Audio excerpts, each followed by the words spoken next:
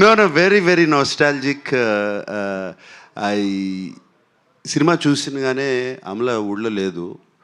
She was actually out of the country. I simply put a message, could take my eyes off you.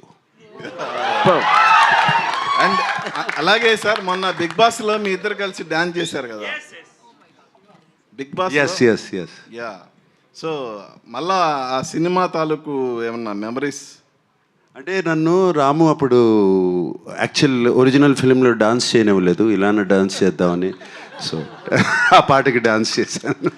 Fantastic memories. సినిమా చూస్తున్నంతసేపు let's not just talk about both Amala and myself, but memories of keys high school, memories of so many.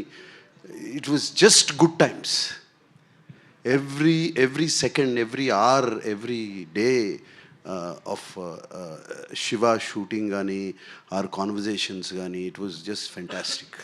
And I don't live in memories generally, but ee cinema చూస్తున్నప్పుడు అన్నీ గుర్తుకొచ్చేసాయి.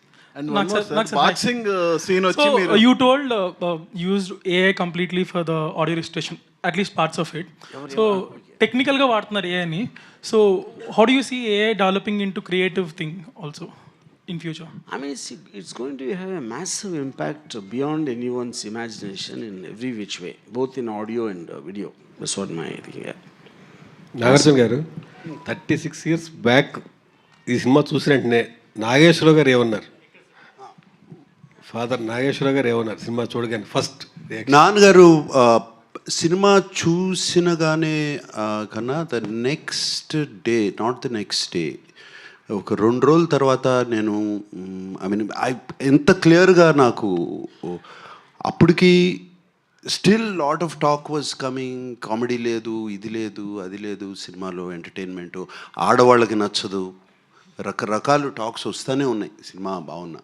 So ఆ టైంలో నాకు, మీకు పంజాగుట్ట తర్వాత దాటిన తర్వాత గ్రేవ్ యార్డ్ ఉంటుంది చూడండి, అక్కడ ఉందండి. ఆయన నాన్నగారిని ఆయనే కారు తోలుతున్నారు, నేను పక్కన కూర్చున్నప్పుడు సినిమా చాలా పెద్ద హిట్ రా, చాలా బాగా చేసావు, ఇది ఎక్కడికి వెళ్ళి ఆగుతుందో నాకే తెలీదు అని అన్నారు. It's wonder. ఆర్జీవి గారు ఇప్పుడు సినిమా తీస్తే, ఇప్పుడు మళ్ళీ శివ తీస్తే ఎవరిని పెట్టి తీస్తాం?